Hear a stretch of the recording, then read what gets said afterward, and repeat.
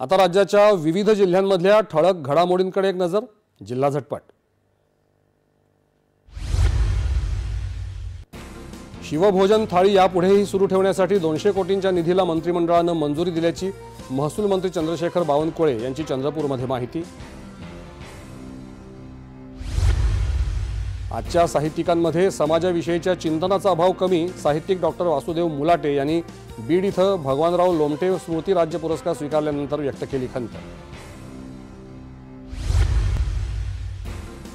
कोल्हापूरच्या शाहूपुरीतील 36 लाखांची घरफोडी उघडकीला. कर्नाटकातल्या 3 आंतरराज्य चोरट्यांना केली अटक. स्थानिक गुन्हे अन्वेषण शाखेची कामगिरी.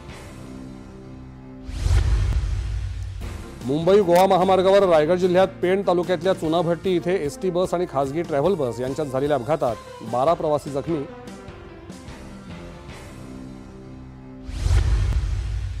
सांगली जिल्ह्यात सेवा पंधरवड्यानिमित्त सार्वजनिक आरोग्य विभागाच्या वतीनं 75 बालकांची हृदय शस्त्रक्रिया करण्याचा संकल्प. 31 बालकं मुंबईला रवाना. पंतप्रधान नरेंद्र मोदी यांच्या वाढदिवसाच्या निमित्तानं सेवा पंधरवड्याअंतर्गत चंद्रपूर जिल्ह्यात भद्रावती तालुक्यात मोफत आरोग्य तपासणी आणि उपचार शिबिर. नागरिकांचा उत्तम प्रतिसाद. आणि महाराष्ट्र राज्य कृषी पणन मंडळ कोल्हापूर आणि कृषी उत्पन्न बाजार समिती सांगली यांच्या संयुक्त विद्यमाने आयोजित 3 दिवसांच्या फळ महोत्सवाचं जिल्हाधिकारी अशोक काकडे यांच्या हस्ते सांगलीमध्ये उद्घाटन.